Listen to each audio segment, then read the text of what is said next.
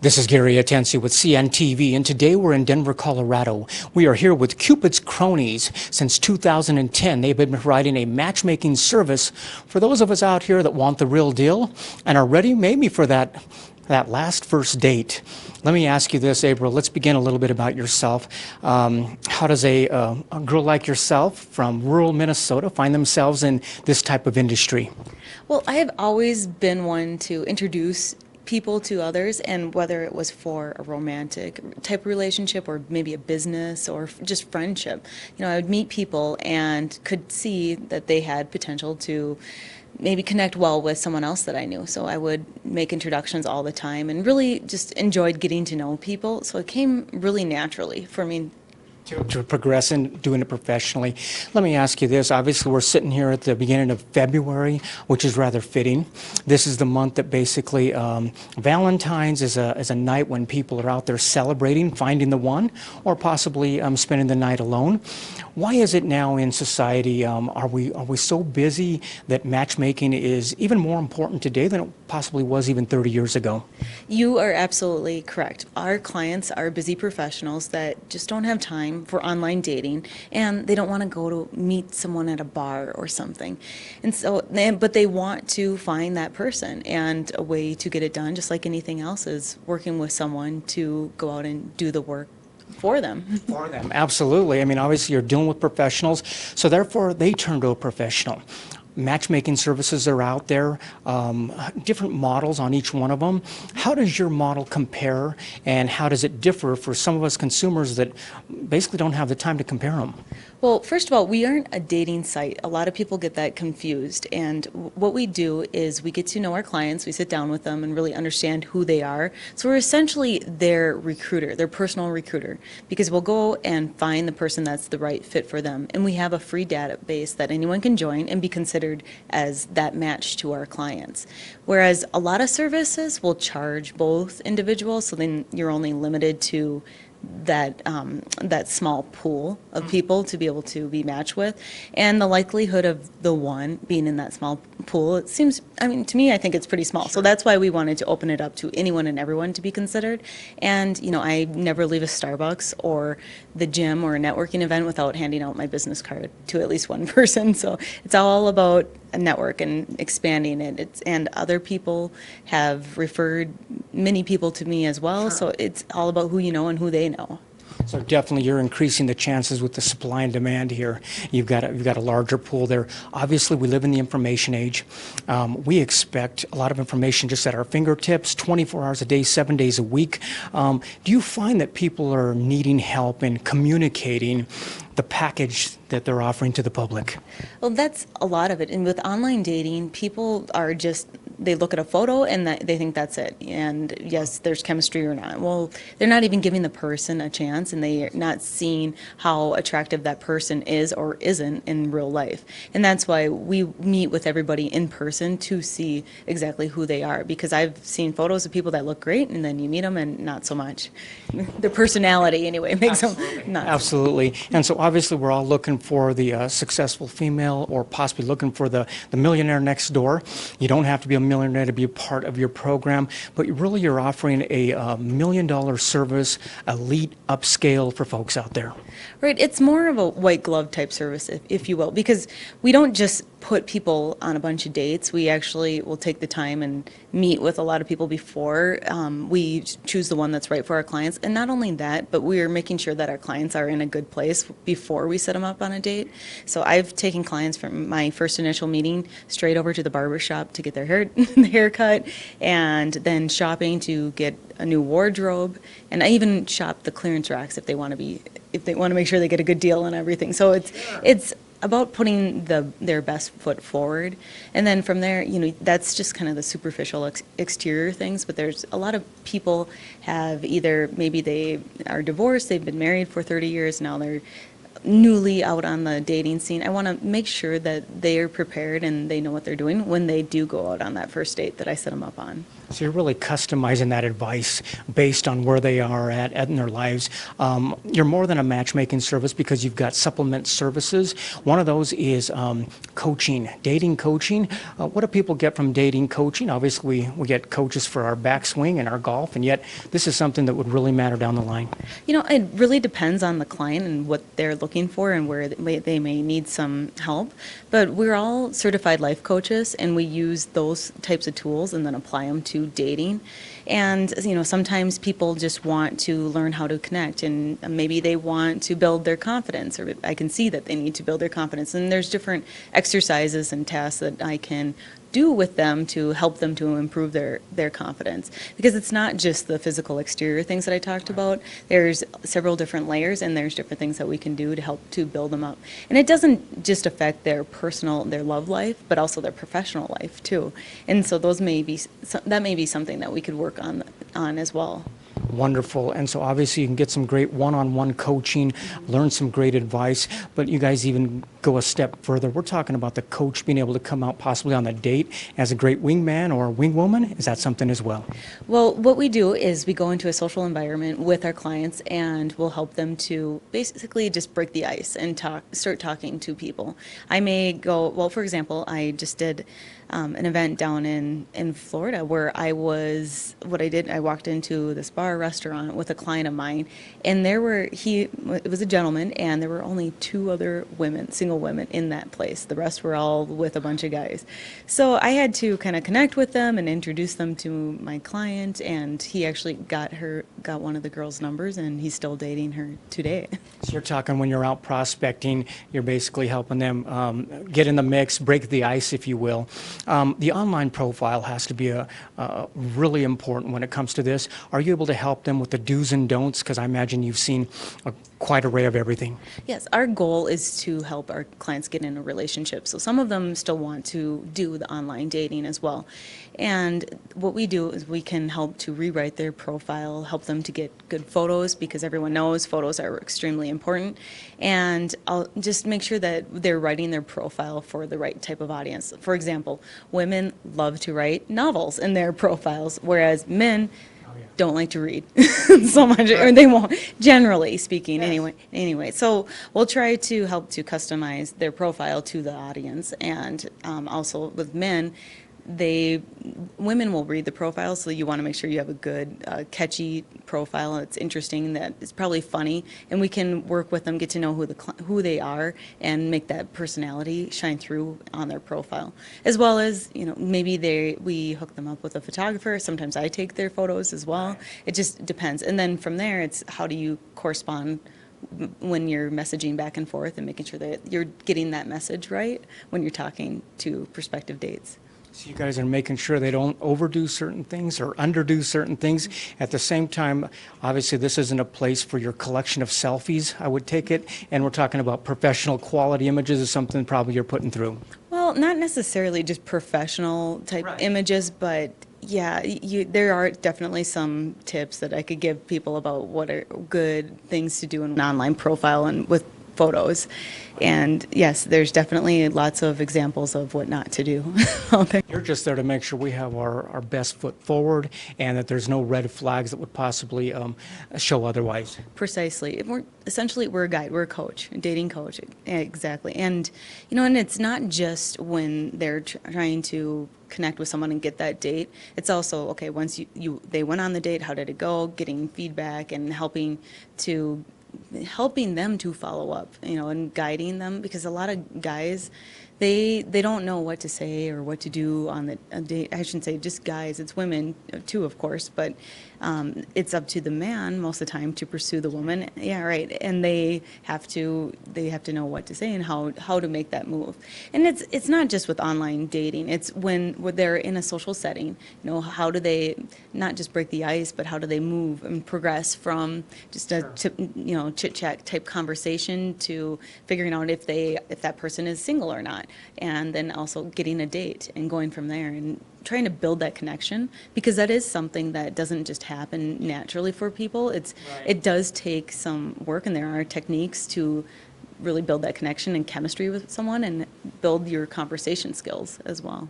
So you're talking about great advice that you're offering out there, as well as actually events. I mean, speed dating events and things like that. Is that what you're able to host as well in the cities? What we do is we partner with a nonprofit, and we'll host an event where people can come, make a donation to the nonprofit, and us matchmakers just run around and introduce people and keep it social. Serves two purposes. Wonderful. Viewers, take a look at the bottom of the screen right there. What you're going to see is their website. First of all, on the website, you can learn more about the company. Basically, you can also check out there some testimonials. You can see the online profiles there. If you'd like to sign up for a free online profile, you can do that as well. But if you'd like to be a member and actually basically make sure that you're putting your best foot forward, obviously contact them via email or possibly by the phone there as well. You can also see we're speaking with them here in Denver, but they've got other cities that they serve. Speaking of other cities and places, what about if you live in a rural area and basically you're looking to find some love?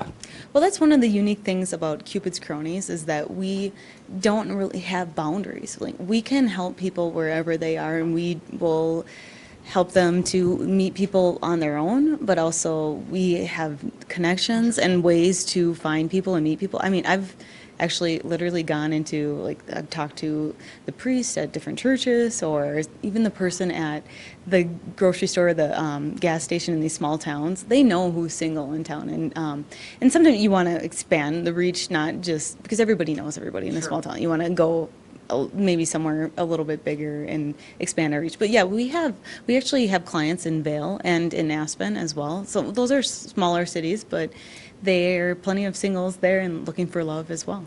So there's no limits out there. That's wonderful. Obviously, we spoke about men looking for women, women for men, but we're talking about anybody looking for significant other. You're basically friendly to all walks of life. You're exactly right. We do serve the LGBT community as well. Well, Gary, it's really an easy process. Basically, all people need to do is they can go on the website and decide if they want to become a client or just join our database, and they fill out this simple form. And then if they do decide they want to become a client, what we'll do is we'll meet with them in person, sit down, we have an in-depth interview so we can really get to know them and understand who they're looking for in the future. And so then what we want to really understand what their values are, and therefore it will help us to determine who would be a good complement to them. Because just because two people have maybe their hobbies in common, if they both like to ski, for instance, that doesn't make for a good match, right? We need to look a little bit further behind the superficial things and understand people's values, what is important to them, family, all those things. Because a lot of people have kids too and are divorced, and so we had to think about all those different dynamics. And then what we do is we go into our database. As a matchmaker, I'll filter through, look for people that might be a potential match, and those are all the people that said they just want to join the database. And when I identify some people that I think might look like a good fit, I'll interview them in person too. We sit down, grab a cup of coffee. It's really simple, painless, and we talk about their love life. And from there, I'll select who is a good fit for them. We actually plan the date as well, and so they just have to show up. We try to get people to do something on the date, so it's not just your typical lunch or dinner date where you're sitting across the table. Oh, right, it's super awkward. So I try to get people to maybe just grab a coffee and go for a walk, or bowling or dancing, whatever. It depends on the couple, of course, right? And then we will get feedback afterwards, and that feedback then I can take to help to coach my client if necessary afterwards, or the idea is they will exchange numbers on the date and go from there. Wonderful. Like you said, you began doing this basically more like a hobby. It was something you always found yourself doing. You're now doing this professionally. Do you still enjoy it? Is it a lot of fun? It's a blast. I love getting to know people and understanding, their story, and it's so interesting. Wonderful. Viewers, last time, take a look at the bottom of the screen right there. What you're going to see is their contact information as well as their website. And on the website, first of all, you can get some great tips. Pull down the tab there. There's some great tips from men as well as from some women. But we're talking about making sure you put your best foot forward. And we're talking about a success rate in the upwards of 90%, that they can put you in the right direction with somebody that you're going to enjoy, and basically quit looking for the right one, but get out and start living your happily ever after. This is Gary Atensi with CNTV, and if you don't know, now you know.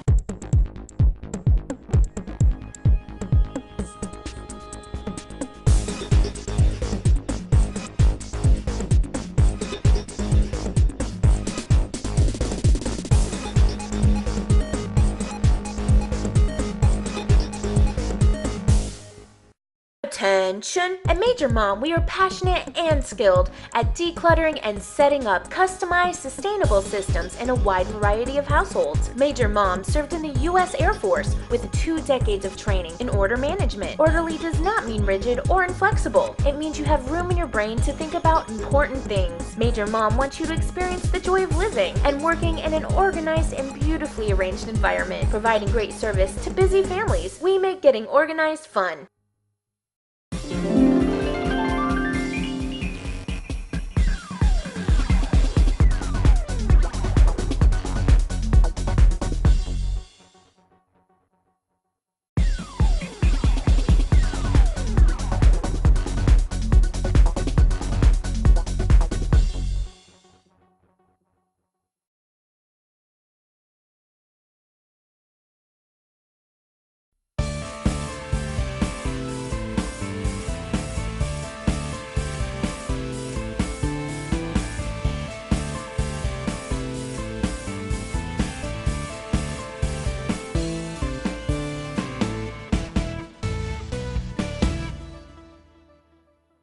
This is Gary Atensi with CNTV, and today we're in Denver, Colorado. We are here at Iron Woman Construction and Environmental Services. Since 1999, they have been providing safe and efficient production, hauling services for Colorado and the surrounding Rocky Mountain area. I am here with the president as well as the operations managers. Sean, explain to me a little bit. You began this back in 1999, but you have a history of environmental expertise. How did you get involved in this industry? My first opportunity was at the redevelopment of the old Stapleton Airport. I had been working as a consultant for a company called Recycled Materials Company, and they won the contract to recover the concrete and asphalt out at the old Stapleton Airport. As part of my deal, I got to do the trucking, and that's how we got started, was hauling concrete and asphalt out at Stapleton. Let me ask you this, be it the Stapleton, T-Rex, Rocky Flats, how are those projects all similar when it comes to environmental concerns? It begins with safety and well-trained people, and really the biggest asset we have are the people that we have. You can train people, but if they're not going to follow through and implement, it doesn't matter. And so when you look at a project, whether it's out at Stapleton or it's T-Rex or up at Rocky Flats or the Rocky Mountain Arsenal, it begins with safety. Safety, training, and then oversight. We've got some great guys here that provide great oversight from our utility standpoint to our trucking standpoint to the environmental cleanup. It all begins with our people and training. Obviously, you're talking about moving some serious soil. We're talking about it being contaminated many times. A lot of times it's a safety issue, like you say, and you really are putting together a turnkey operation that from beginning to end is safety. You mentioned how your people are concerned with that. You have to have quite a fleet of trucks as well that are able to provide that job. We do. We have a fleet of 27 trucks. We operate about a dozen excavators and loaders. We also have, our pipe division, which has won awards with some of our key contractors, such as Kiewit out at Denver Union Station, as well as DIA. We've done some serious projects that quite honestly take a lot of oversight management. I kind of look at it as a marriage with that contractor. We're working with them long term, and so we've got to be on the same page, whether it's safety, it's production, it's quality, it's all of the above. Let me ask you guys, operations, some of the personnel out there that you're dealing with, how important is a formal training when it comes to asbestos removal? I imagine that's something you guys see a lot of. It's very important. It's something that we have to have before we even start the job, is have certain hours that we have to be qualified for and certified for. On top of that, then there's DOT training for the drivers that we have to have so they can transport it across the highways safely. I was going to say, not only do you guys have to do this efficiently, but you got to also do it legally, because we're talking about DOT compliance. Has got to be something that's an ongoing task with all of you. True, yeah, it is one thing that these guys have to take really important whenever they start their careers off, getting the right training as far as being able to take the trucks up the highways, and then the cargo that goes on them also. Like you began, Sean, it started out as a trucking and transportation. You have now developed into a different division with that as of utilities. How did that all become about? Well, again, it was a unique opportunity. Lonnie and I have known each other for about 15 years, and we kidded each other about starting a utility division. And then we were both working out on the West Corridor RTD's Fast Tracks program, and opportunity presented itself. And so we were able to start a small utility group with 2 crews, and we're now up to 6. We were talking about residential developments as well as municipal. Share with me a couple of the projects you guys have been able to take part in. So a lot of the big projects we have are the federal projects, the RTD projects. So we've done the West Corridor, we've done Union Station, we've done DIA, we're currently on 225 as well. So we've done a lot of the federal projects, which has really helped boost our company and develop our company. Safety training and stuff like that is continuous on those projects. So it's helped us a bunch. Recently, we've been able to get back into the housing development. So we've been doing work for Standard Pacific Homes currently right now. We have a bunch more coming out to work. So we're very excited about the opportunities that are being presented to us at this current time. A lot of challenges and opportunities at the same time. We're talking about you're dealing with water, sewers, sanitation mains. That's got to be tricky business when you're up for that kind of challenge. It absolutely is. There's a lot of moving parts. And as Lonnie mentioned, we're doing a variety of work, both public and private. And when you look at those types of jobs, the safety has to carry over. Production's important, but you don't get production if you don't have quality, and you don't get quality unless you have safety. And so with all those moving parts, it goes back to making sure that you have safe and efficient crews, the right equipment, people trained correctly, and that combination is what's made us successful. What made you successful also is the fact that I imagine not all contractors are certified MBE, DBE, SBE. You pretty much have them all. We do, and we've been very fortunate. Those designations, as you well know, get your foot in the door. And unless you can perform, you don't get ongoing work. What we're very proud of and what we look at ourselves as is first a contractor. We do quality work. We do it on time, under budget, or on budget, and we do it safely. It just happens to be that we're also a DBE, an MBE, and an SBE. And because of that, and that approach, we have developed good relationships with, like I'd mentioned, the companies like Kiewit, Ames, Flatirons, and a lot of these private sector companies such as Standard Pacific Homes, Sierra Ridge. We're working with D.R. Horton, or about to start working for D.R. Horton.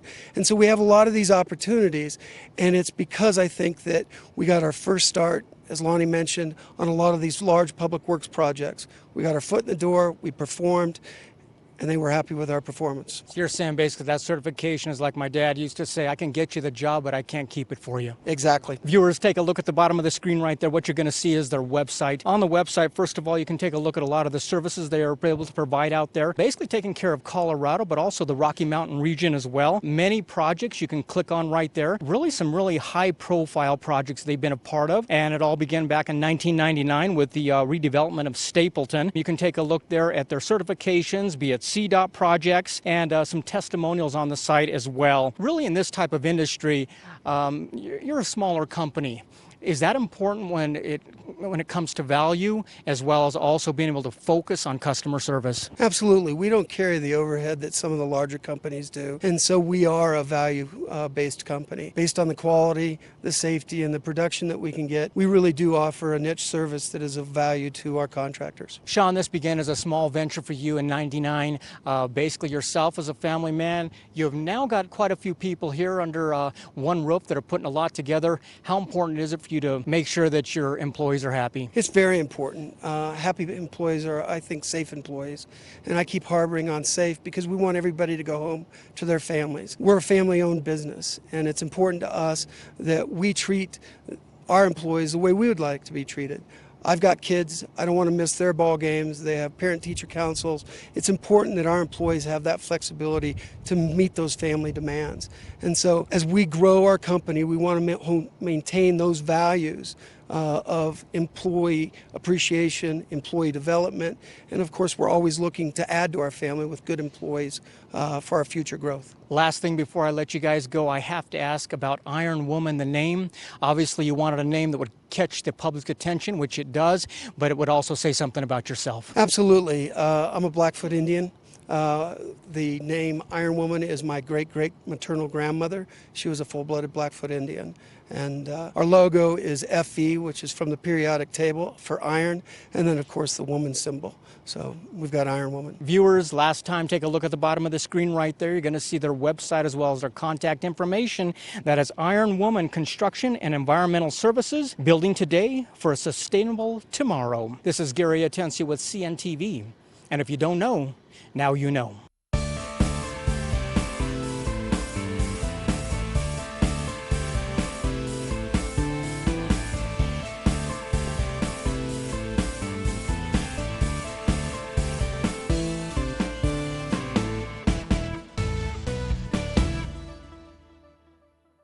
Until next time, if you know of a business who you feel the whole city should know about, nominate them, we'll send a reporter out. This is Gary Atencio from CNTV, and if you don't know, now you know.